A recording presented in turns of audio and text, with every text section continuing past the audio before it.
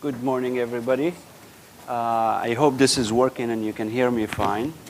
Thank you all for coming in person to this event. We have a much larger audience that is following us online. I'm told that we have over 300 people who registered for this event. A lot of them are from outside the United States, in Europe and the Middle East and North Africa. We are grateful for the Honorable and with Koski, the Assistant Secretary of State, for the new policy, the Stabilization and Conflict Bureau at the State Department, being with us. We have also the American Ambassador to Libya, Richard Norland, to speak about the specifics that relate to Libya, because this policy is more of a larger policy that includes multiple countries that the United States has announced in terms of engaging around the world, especially many of these countries are in Africa, to establish stability. Libya is one of those countries, so the ambassador will speak specifically about Libya. The Assistant Secretary will give us a sense of the overall policy, what it means, what is the intention, what are the tools that the United States is going to use to achieve these goals, all of the details that we need to understand about this. We have also Andrew with us, my colleague from the Stimson Center, who is an expert on this topic. He worked in the same bureau before he joined the Stimson as a senior fellow. He will be the discussant. We only have an hour, so we don't have a lot of time to waste. So I'm going to turn to you, Anne, to speak, and then we'll turn to Richard, then to Andrew as a discussant, and then we'll open this to discussion with everybody. Great. Please. Thank you so much. Good morning to everyone here and to those of you joining us online as well. I'd like to thank Johns Hopkins New North Africa Initiative for the invitation to speak today, and the Stimson Center for hosting us. Ambassador Norland and I have had the pleasure of speaking with you about the innovative bipartisan Global Fragility Act and its associated U.S. strategy to prevent conflict and promote stability.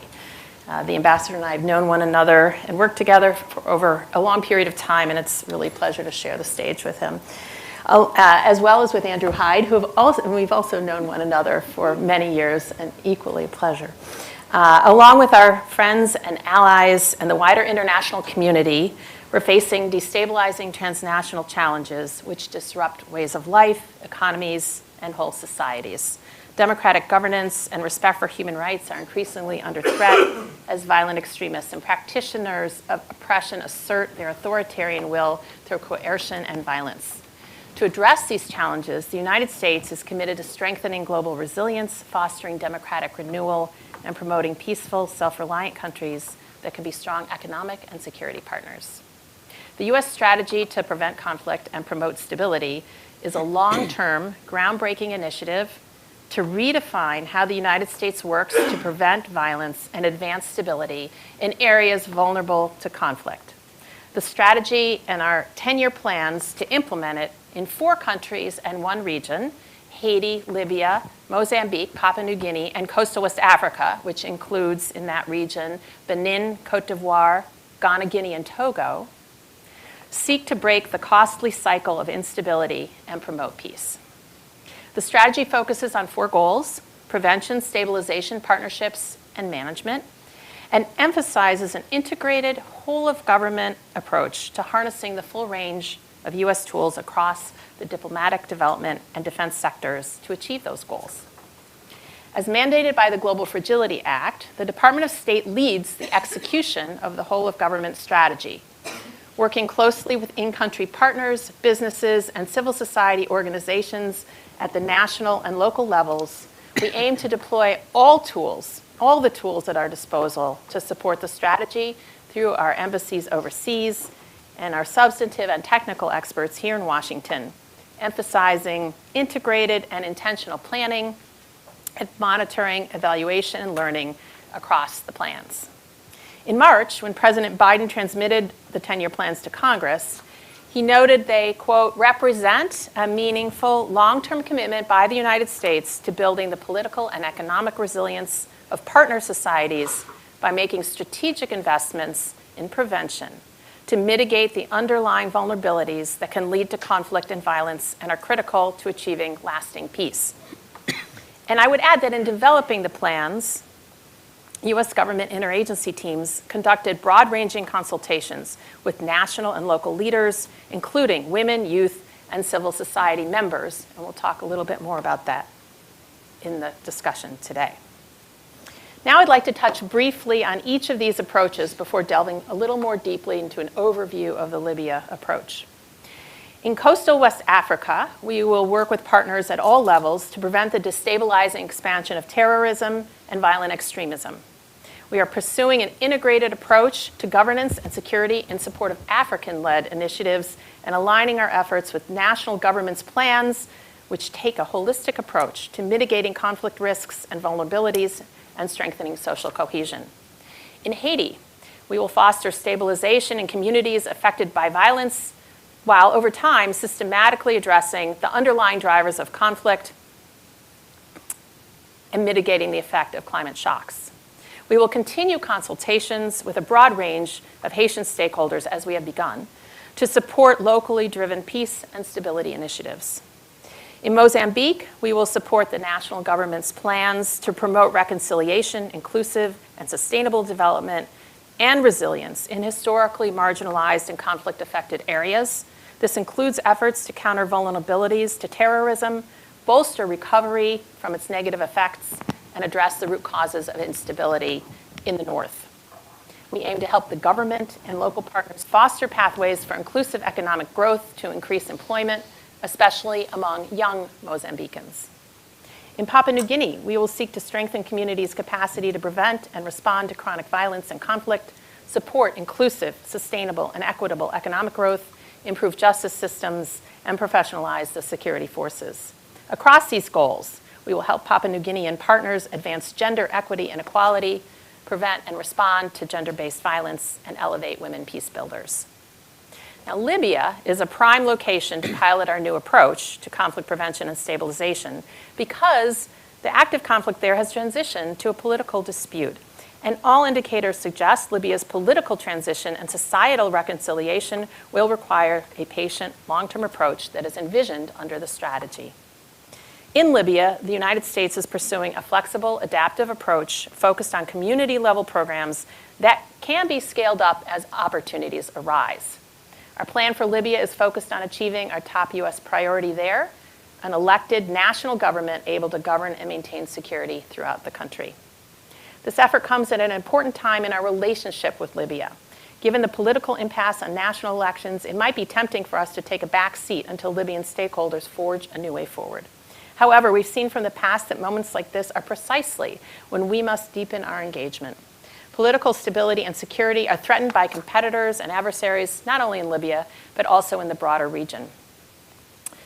Initiatives include efforts to strengthen subnational capacity to promote political consensus building, economic development activities, and violence reduction projects that aim to reestablish access to security, justice, accountability, and demobilization and reintegration efforts. The initial focus of our plans will be southern Libya. We have been collaborating with UN agencies and like-minded partners, including the EU and European diplomatic missions, to set the conditions for positive change in the south. We find this helpful to avoid duplication of effort, fill gaps, and broaden our common understanding of local needs.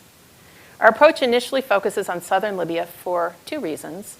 First, it's a region that's been historically neglected and marginalized. Incorporating local stakeholders can reinforce national-level reconciliation. Second, instability and security vacuums in southern Libya have had ripple effects throughout the Sahel and provide an enabling environment for malign actors. Statistics from the Global Terrorism Index of the Institute in Peace show that the Sahel region now accounts for 43% of the world's terrorism deaths, which is more than South Asia and the Middle East and North Africa combined. And that percentage is rising. So we see the benefits of improved stability in southern Libya for the country and for the wider region as well. We will invest in preparing Libya to effectively conduct disarmament, demobilization, and reintegration efforts at the national and community level and partner with civil society to create enabling conditions for successful implementation. U.S. programming will support local community reconciliation efforts as well as national reconciliation efforts led by the Libyan Presidential Council and the Libyan National Planning Council. The African Union and the UN support mission in Libya are also seeking to facilitate this effort. Libyan and European interlocutors have told us that the strategy's 10-year timeframe signaled to them the United States has reengaged and recommitted to Libya. Partners have noted the Global Fragility Act is helping to signal to malign actors, like Russia, that the United States will not allow Libya to be a void they can exploit. Let me share a couple of areas of real progress that we are making in Libya. In the southern city of Marzouk, we've advanced reconciliation. In 2019, Marzouk, the so-called gateway to the Sahel, witnessed widespread violence between the city's Tebu and Ahali communities, which destroyed most of the city and forced several thousand, 4,000 Ahali families to flee. USAID facilitated discussions between Tebu and Ahali leaders, culminating in the signing of a roadmap for peace and reconciliation. The momentum we've created has brought together the community, the Libyan National Army, and the Government of National Unity to help Marzouk shed its legacy of violence. Another initiative, a success, the Youth and Energy Dialogues, focuses on sustainable community-driven solutions in Libya's south. The program has brought together community members, civil society organizations, youth, relevant authorities, and Libyan oil sector representatives to discuss resource-related issues fanning conflict in these communities. From this has come plans for the creation of a new oil refinery to provide cooking gas to communities where fuel has been almost non-existent, in addition to the establishment of a health clinic that will be open to employees and local residents at low cost. We're trying to address the key drivers of militarization and the illicit economy by promoting alternative opportunities, particularly among youth and women, and by helping activists launch awareness, raising campaigns against the dangers of militias as well. For example, USAID is supporting vocational training for youth by providing at-risk communities with the skills necessary to compete in the labor market, creating a viable alternative to joining militias. Our diplomatic mission to Libya continues to leverage the U.S. government's convening power to promote constructive internal dialogues by engaging a diverse group of Libyan stakeholders and actors. In a recent roundtable discussion with Libyan think tanks, we note the significance that it was the first time two rival policy and research institutions, the National Planning Council and the National Economic and Sustainable Development Board, have come together. We know we must and we will adapt our approach over time through ongoing consultations, and that is a core tenet of the work that we're doing under the U.S. strategy. We know we cannot assess our program's impact without evidence. We are focusing on improving our monitoring, evaluation, and learning capabilities. And with those, we will regularly review our approach as we learn from implementation and as on-the-ground circumstances evolve. We'll continue to seek out and elevate local voices and solutions to prevent violence and foster peace.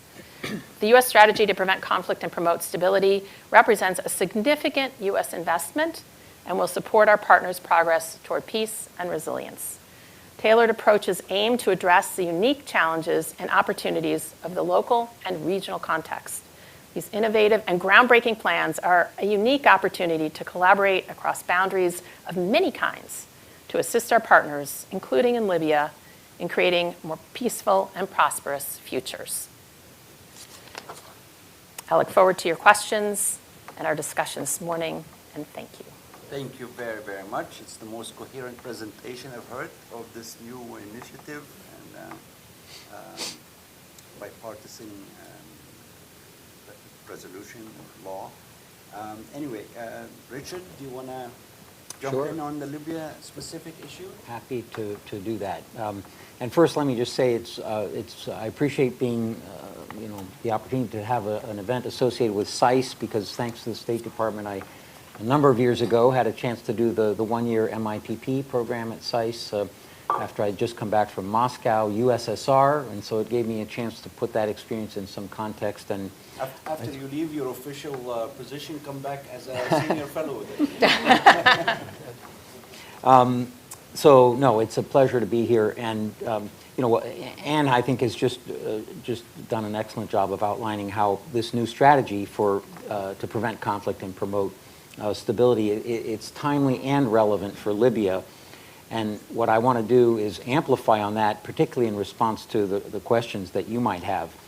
But before doing that, I thought I'd use my few minutes here to just amplify or highlight two issues that, from my perspective as ambassador through last year and now as special envoy, I think are particularly worth highlighting.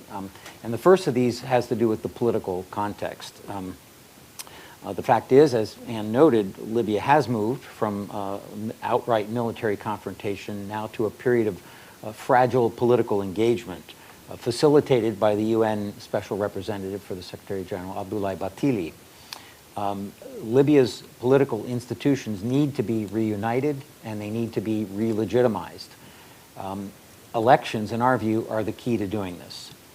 Everyone in Libya knows this, but getting the key political actors to agree is hard work, given, you know, a huge level of distrust on each side.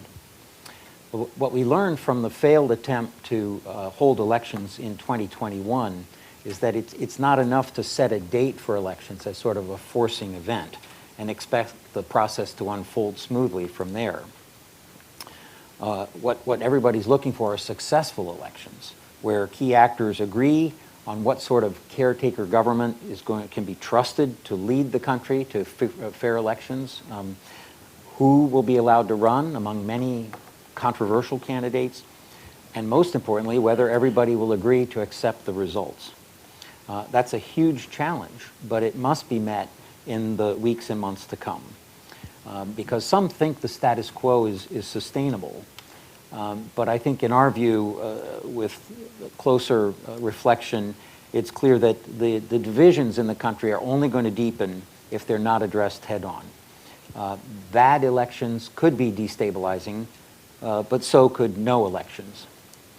The new Global Fragility Act strategy framework tells Libyans that the United States is committed to supporting the joint Libyan international effort to help SRSG Bathily facilitate agreement on a credible roadmap to elections as soon as possible.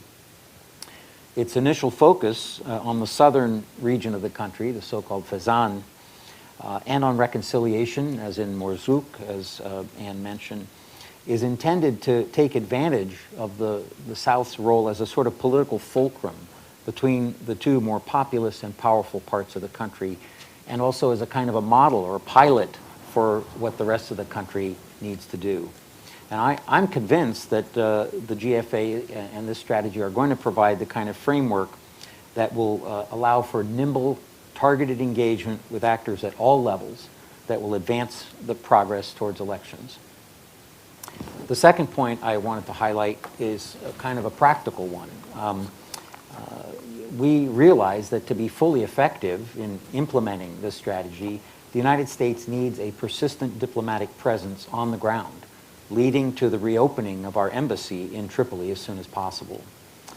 You may not know it, but right now, our embassy to Libya, called the Libya External Office, is based in Tunis, next door, for ongoing security reasons. And the diplomatic presence we have in Tripoli right now is accomplished through periodic trips where we fly in from Tunis. We were lucky that when, of all the bad things that happened as a result of the pullout of Afghanistan, we did get a plane belonging to the State Department's Narcotics Bureau, and that plane is based in Malta and provides us with the travel support we need to get in once or twice a month. When I started in the job back in 2019, we had not had a diplomat in Tripoli in 5 years. Since then, we graduated to day trips, and now to longer stays of a few days at a time. But we're very conscious that other countries are opening up their embassies in Tripoli, and the current model is going to have to be upgraded, which involves addressing risk and addressing cost. So it's not just something that's done like that. Given the sensitive history of what happened to our diplomats in Benghazi in 2012, I think we're all going to have to be ready to accept a degree of risk in increasing our presence, but it has to be done prudently. And again, the challenge we face is the need to be on the ground, engage with Libyans day in and day out at this exact current time, but to do so in a way that isn't going to create another, disaster like what happened before. Why is it so important to do this? Well, how does Libya really matter to us in the scheme of things? Look, Libya lies at the strategic crossroads between Europe, the Middle East, Mediterranean, and Africa. It's along the approaches to the Suez Canal. It has enormous reserves of oil and gas and huge potential for solar energy. And its people are ready and eager to dispel the legacy of the brutal Gaddafi era and embrace democratic change. Indeed, I actually believe Libya has the potential to be maybe a bit of a success story in the region, in a region that's still trying to define what the Arab Spring was meant to accomplish. Unlike some of the other states in the region, fighting in Libya has largely stopped. There is a fragile political process underway, and the country is benefiting from unprecedented oil wealth. Of course, the distribution of that wealth is a potentially destabilizing factor, and one of the things we're very focused on is how to help the Libyans come up with a mechanism to manage oil revenue distribution, at least in the short term, until they get a government in place, a unified government. But I really believe that with a little luck and a push from programs like this strategy, Libya could stand out for its progress along the path to democratic stability. So I'll stop there and thank you very much. Look forward to questions. And for transparency reasons, I'm a Libyan American, so I have a personal stake in this. And I admire your optimism, Richard, and I hope the luck comes along, because that would be really a good thing to have.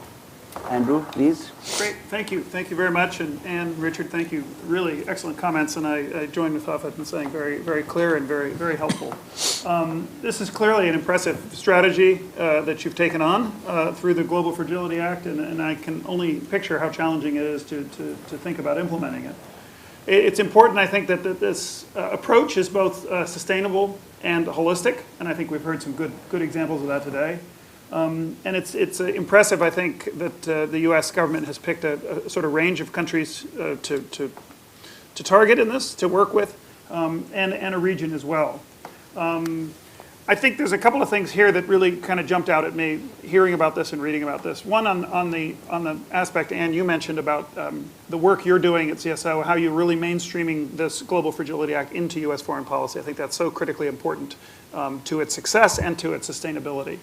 And I think in doing that, you're also bringing to bear a lot of lessons that we've learned, hard lessons, tough lessons, over the last couple of decades in Iraq, Afghanistan, but also in the work of the CSO Bureau in its 10 years of existence.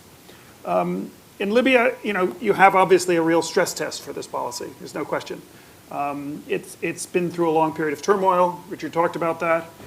There are some very interested and concerning regional partners or regional players and global players that are quite interested in Libya.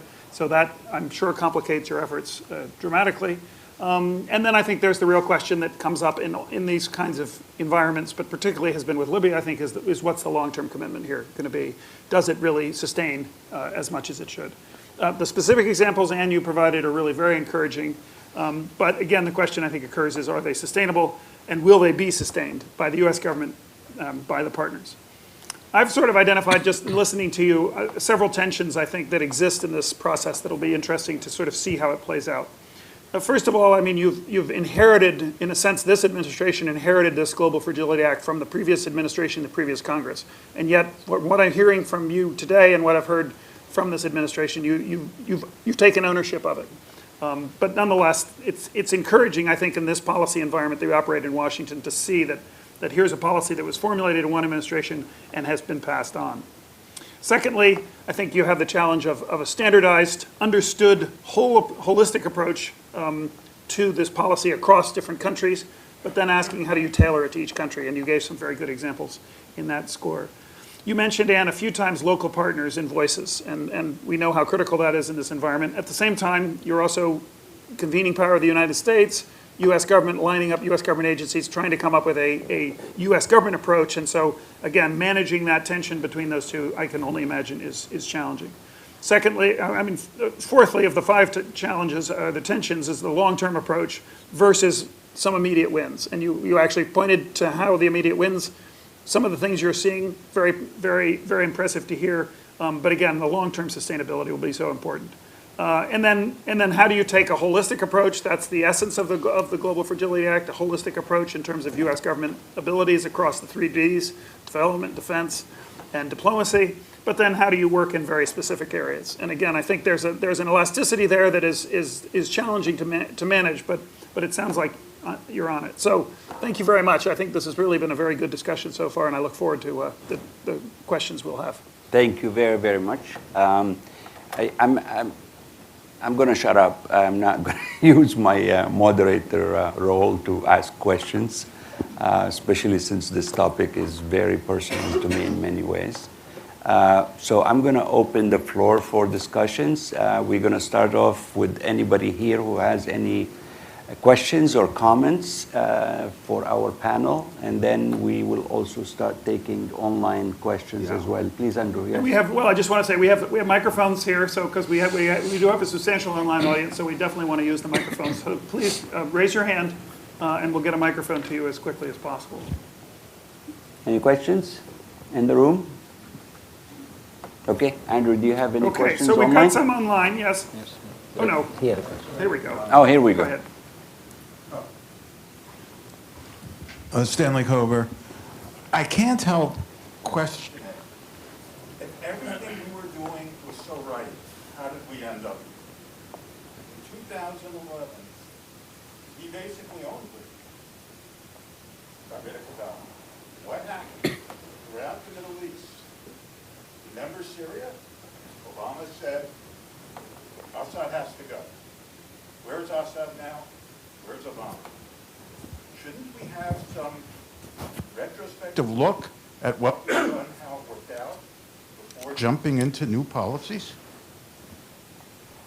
Any specific speaker? Wants to. Please, let's start with you. And then. I mean, I think you're referring to Libya specifically. If you want, I can start on that. Please, yes. You know, I've been intrigued to see, as the new administration came in, a number of the senior leaders had actually been around back in 2011 when NATO went into Libya. And there's a certain degree of regret and, in retrospect, a certain feeling of, you know, the turmoil that unfolded over the last 10 years was the last thing that the United States was hoping to accomplish. The goal back in 2011 was to prevent, we thought, 250,000 civilians from being slaughtered. And, you know, whatever in retrospect one could say about that, that feeling at the time was very real. Now, it is true that this was followed by a great deal of turmoil. Some of that was because there were no political institutions left. I mean, Gaddafi destroyed anything, and it was very difficult for Libyans to reach agreement with each other. Some of it was the result of ISIS being kicked out of Syria and thinking that, and Iraq, and thinking they could land in Libya and create a new caliphate there. And there was some brutal fighting in sort of 2015, 2016 era in Libya around Sirte and Derna. You know, the full story of which I don't think has ever really been told. And it was only in the last maybe 3 years that ISIS was pushed out of Libya. You had the unfortunate effort by Khalifa Haftar to launch an offensive on Tripoli in 2019, which cost Libya 2 years of progress, at least, in trying to come up with a political agreement. And it also, because Haftar brought in Wagner, it led to intervention by Turkey. So it remilitarized the situation, brought in external actors. So unraveling this now is not easy, but there is a concerted international effort coordinated by the UN to do that.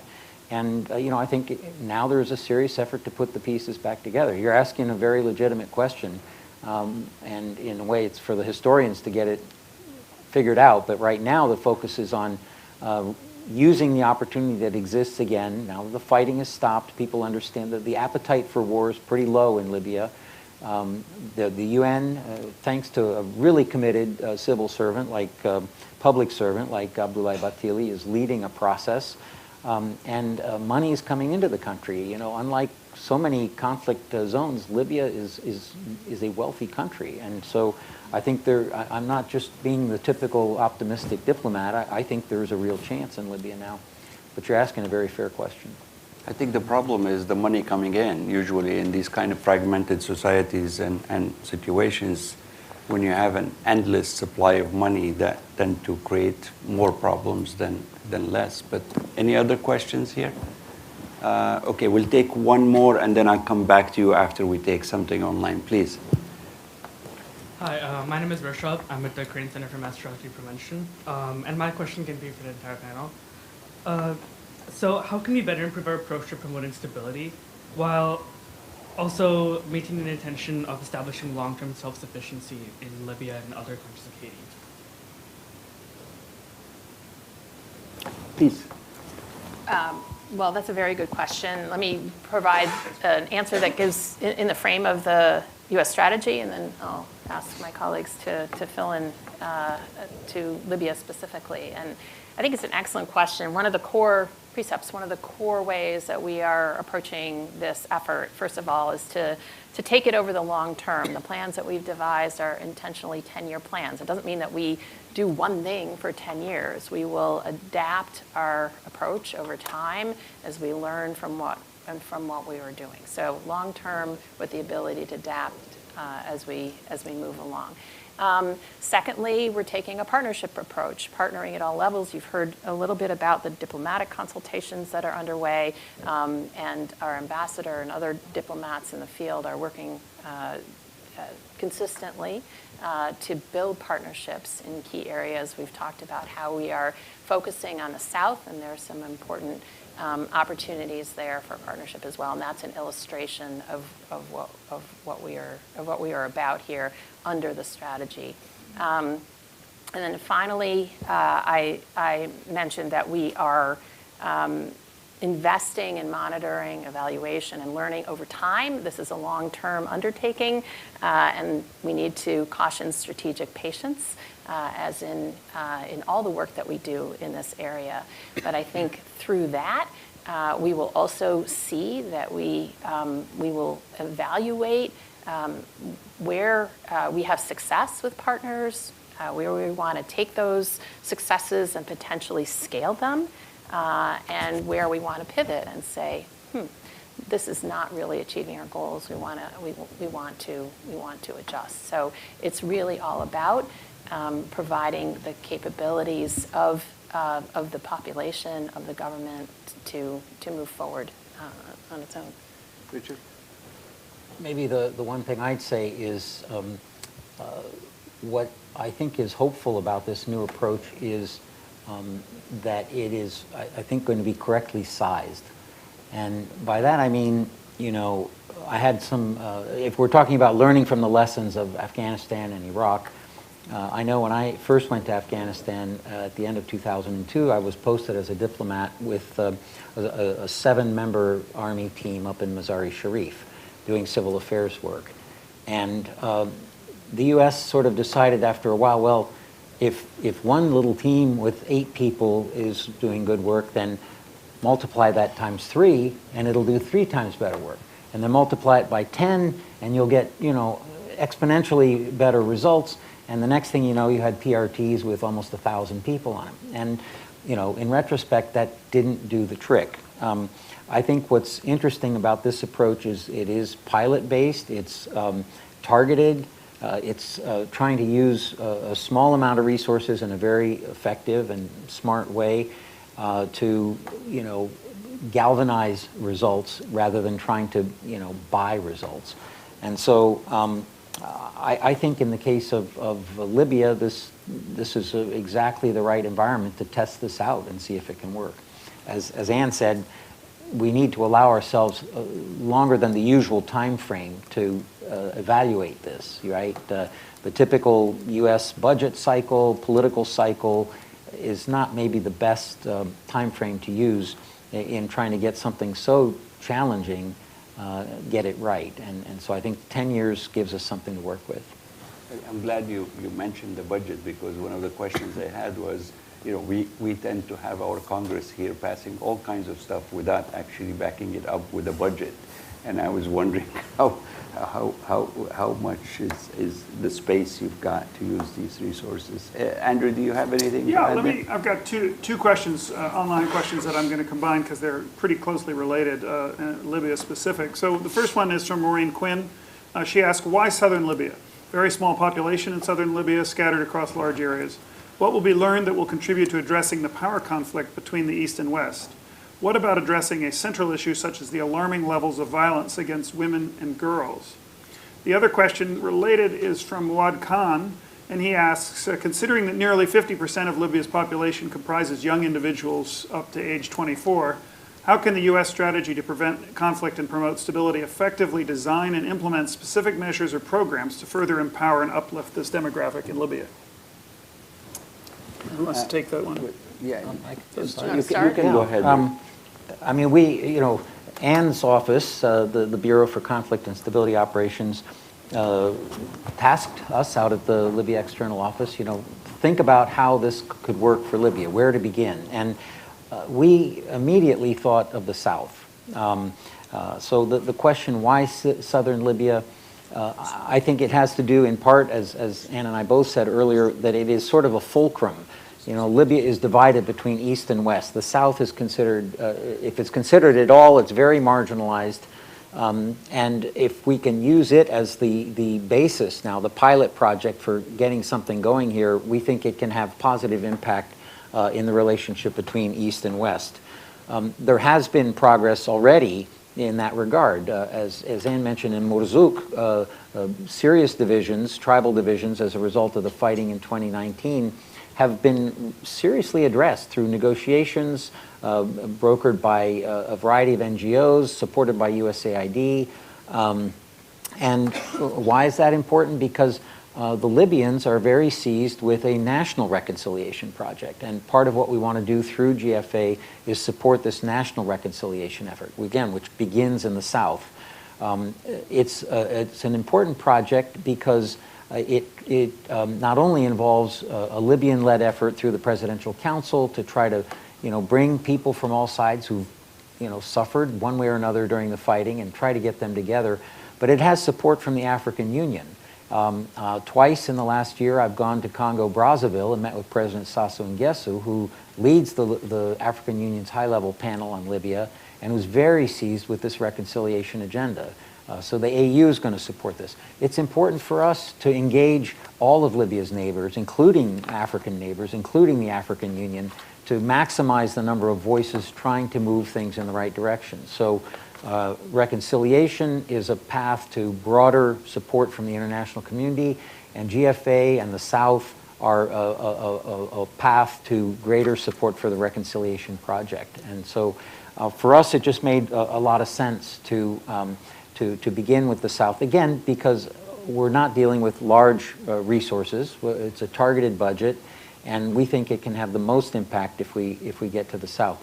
I'll tell you, if we're able to organize a trip with Anne later this fall, where we fly in with support from DOD, we bring some humanitarian supplies, we meet with people in one of the towns, that would have a remarkable impact in the region.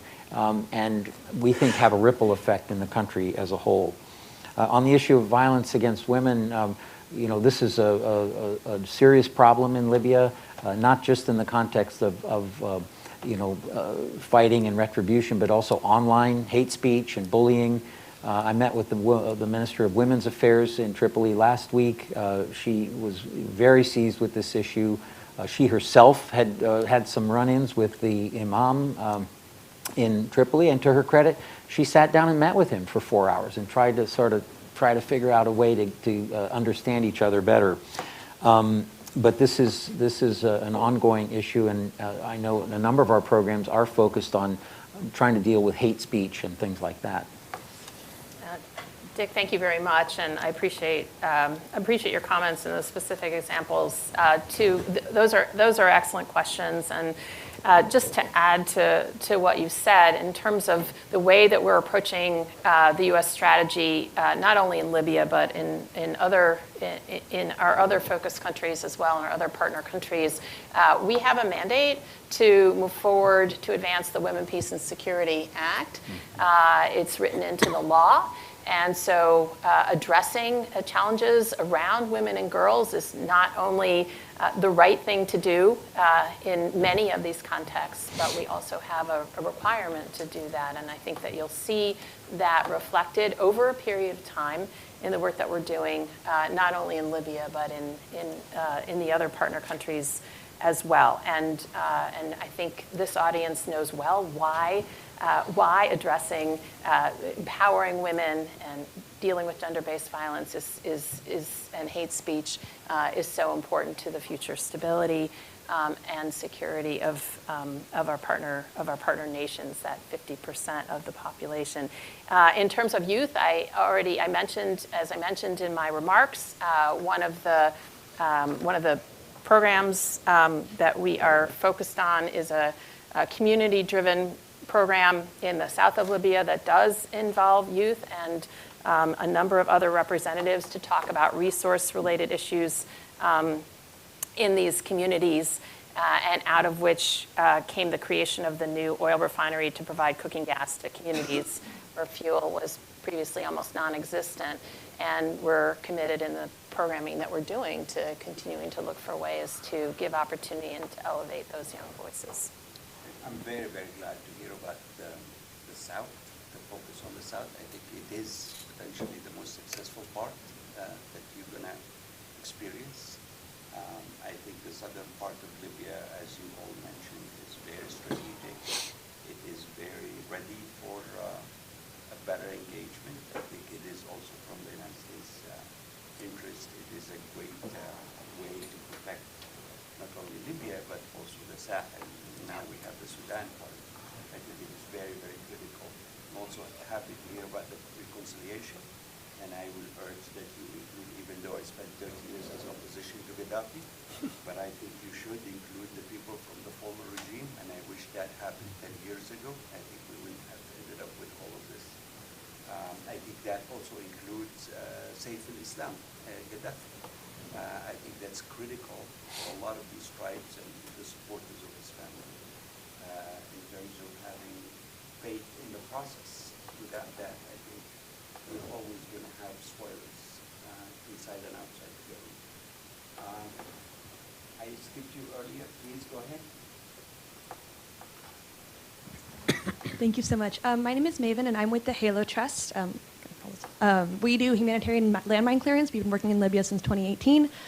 We hire mostly locally, and we really try to engage the local living community.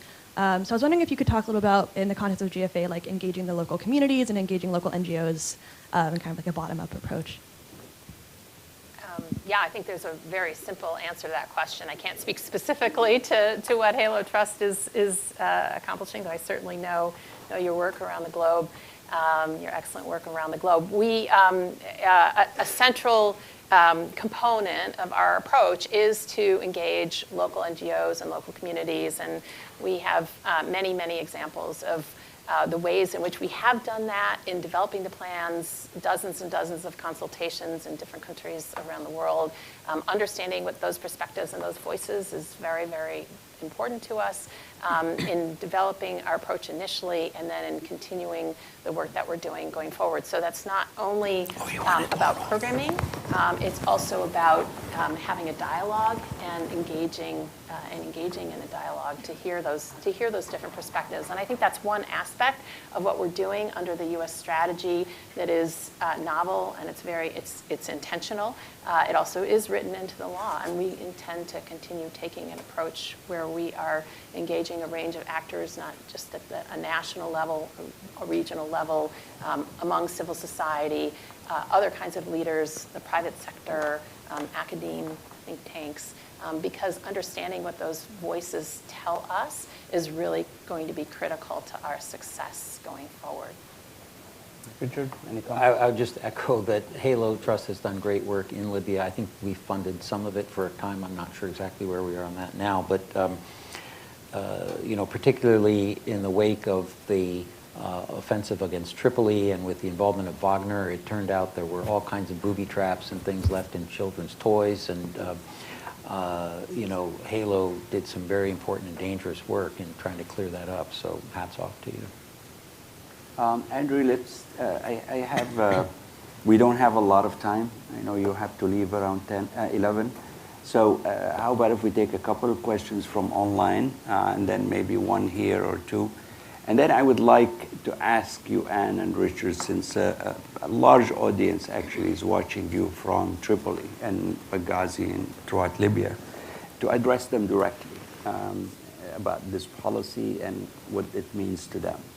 And I think Richard also can say a few things on that. Please. Okay, thank you. Just online, I've got a couple of questions related to elections, really. You mentioned, Richard, the importance of that, but the questions, two of the questions really are focused on what's the alternative. If there are no elections, what would we do as a result? What's our policy going to be? And to make sure no one's sort of standing in the way of letting that go forward for elections. Secondly, the question, there's a couple of questions focused on sort of the regional focus, in a sense, looking at the conflict in Western Sahara, and what are the conflict dynamics there? How do they impact Libya and the U.S. approach there? And then sort of related to that, I think would be, could you tell us more about the current Turkish and Russian involvement in Libya? Are they withdrawing, remaining, recommitting, and are they of concern to the policy? So first on elections, secondly on the regional piece. Start over, okay. Well, on the first question, you know, an alternative to elections, there is no alternative to elections. There have to be elections in order to reunify the country and re-legitimize the institutions. The question is, how can you structure those elections so that they happen peacefully, they don't stimulate greater violence? The real question is, when can you have elections? And that's what SRSG Batili is focused on through some very intensive shuttle diplomacy that he's going to be launching soon. You know, the goal is that the key actors, with support from key elements of the public, agree on, you know, who's going to lead the country to elections, so that the government that's running things levels the playing field for a fair election. How are you going to get everybody to agree to accept the results, even if they don't like Saif al-Islam, or they don't like Haftar, or they don't like Dabaiba, or any of the other candidates? And then how do you set the date so that you can work back from there and put everything in place? There needs to be a credible roadmap for elections, and we will never stop talking about that. So there is no alternative to elections, but we learned from 2021 it's not enough to just set a date and leave it there. So that's going to be an ongoing process. On the regional aspects, I'm intrigued that somebody mentioned Western Sahara. It is not directly linked to Libya, but it is true that both Morocco and Algeria are interested in what's going on in Libya and play a role. Morocco has hosted some of the talks between different elements in the Libyan equation, several rounds of talks, including a round that recently ended up with partial agreement towards a law for elections that would, you know, govern who can run and so forth. So Morocco's done some good work on that. Algeria has hosted, they're very focused on the tribal dimension of the situation in Libya. They're very focused in a balanced, stable outcome to what's going on in Libya. So even though Algeria and Morocco have a lot of issues with each other over Western Sahara, on Libya, they've been trying to contribute to a stable outcome. There was a question about Turkey and Russia. You know, the Turkish intervention, the impact of it was to stop the fighting and allow a political process to unfold, which resulted in a ceasefire in October of 2020, which still holds today, and the political talks that the UN has been able to lead. But I think most Libyans want foreign forces, whether it's Wagner or Turkey or others, to depart, and for Libya to be able to make its own bilateral security cooperation arrangements with a range of partners. And that's part of the agenda under these UN-led talks, which have a security dimension. there's this so-called 5+5 committee of generals from the West and the East who work on trying to come up with a formula whereby Libya could reunify its military and then ask all these foreign forces to leave. So, and it's also interesting with Turkey to note that there's been lately some renewed indications of engagement between Turkey and Egypt, which are both of these very key players on the Libyan equation. And if Turkey and Egypt can find sort of a common language on Libya, that would bode well for the political process. Any thoughts on this, or should we move forward? It's answered the question quite well. I'm going to have to debate Richard in private about the election and the zero-sum game that involves the presidential election and how to go about it, especially since Libyans have not decided whether they want a presidential election to start with. But anyway, please, let's close up with you and Richard talking specifically to the relatively large audience that's following this from Libya itself. Well, I feel I had a chance to talk to Libyan audiences last week when I was in Tripoli, and the visit got some. This is also includes coverage. all of the experts on Libya, both in Europe and also in the United States. I think the main message is that the United States remains committed to trying to help Libyans overcome a decade of transition, to consolidate the gains that they've made. It is important for Libyan leaders to understand their public is expecting them to compromise and find a way forward here, and we're lending our voice to that effort. And the Global Fragility Act is just one more way for the United States to signal its commitment to Libya for the long haul, and we're going to continue. But we're anything we do, we want to be more stabilizing than destabilizing. And we're also very conscious that when we get too involved, we get accused of being imperialists or colonialists or neo-colonialists, and so this has to be a Libyan-led process, and we will reinforce those voices of common sense and compromise that we know exist in Libya, and help them try to succeed and have an impact on the leadership who are making the decisions about whether elections can unfold peacefully.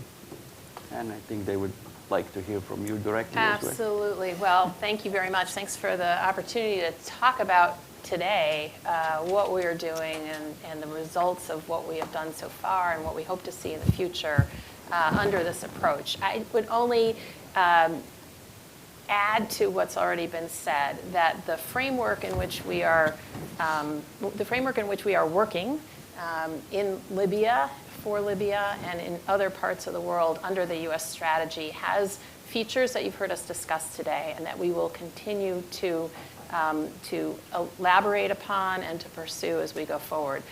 One is this long-term approach. Very important to us to set long-term goals and to adapt as we go.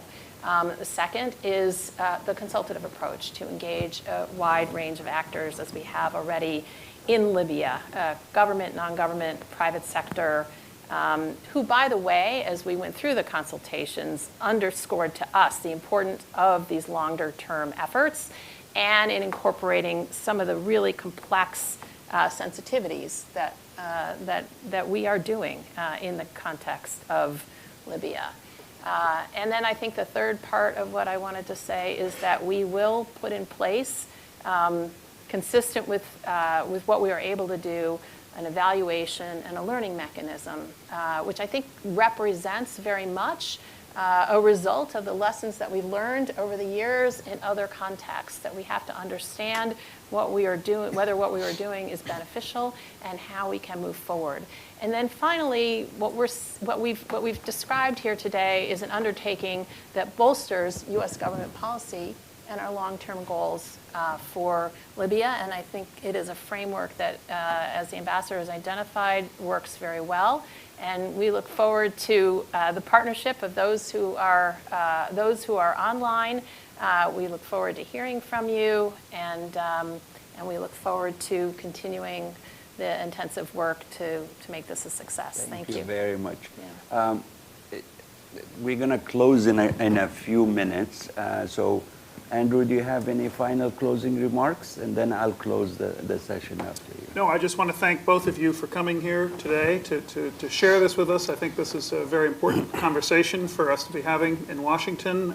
We've talked a lot. The Global Fragility Act has been really something that I think a specialized group of people in this city and elsewhere in the world have paid attention to. What I think you've demonstrated today is the wider interest for foreign policy professionals, for people who follow the U.S. role in the world. You really identified, I think, the importance of this to U.S. national interests, and appreciate it very much. Thank you.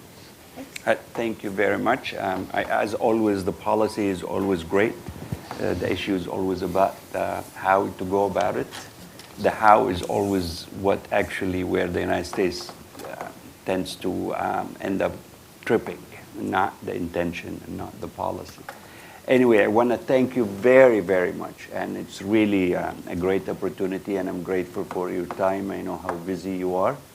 And I would suggest more engagement like this, especially in Libya, and I hope you actually go there. That would be great to hear from them directly. I will encourage, especially the experts online, which I've always been encouraging, that they should give you feedback, because I think one of the untapped resources is the number of experts and think tanks in Washington, next to the State Department, and in Europe, who have been following Libya for a long time, and I think they have enormous amount of knowledge, including former U.S. Officials, that they can help with. Richard, thank you very much for your service. I know you're now transitioning from an ambassador to just a special envoy, and I hope next ones will actually build on what you've been doing rather than start from scratch, as sometimes happens. Andrew, I am so grateful for your kindness of joining us and for hosting us here. For all of you, I'm going to make a small pitch for SAIS. SAIS is moving to a new building with better facilities. That's why our really friends here were able to host us, because we couldn't accommodate an event like this, since we are really moving from Mass Avenue, where everybody knows us, to the old museum building. We will start there in August, and our first cohort of students, and that will start the next semester there. And we're going to have a lot of very good facilities for conferences, for events. And I hope the next time I'll be able to host you there to the new. And Richard, please don't forget your alma mater. Come to SAIS, and we really need people to join us as resident fellows after they retire. We've done that with Stephanie Williams, and I hope maybe you can do the same.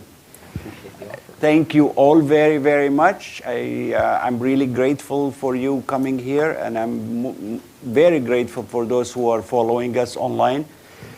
The video of this event will be posted soon, so those who have not seen it can do so. And I finally thank you for the people who have really done an incredible job to make this happen. Judy from the State Department, thank you very much for your hard work, and others with you. Lana from SAIS, you have been absolutely incredible. And our colleagues in Stimson, both interns and staff. I know we dumped this on you in the last minute, but I am extremely grateful to all of you for doing this. Thank you very much. Have a great day. Thank you. Thank you very much. Thank you, Andrew.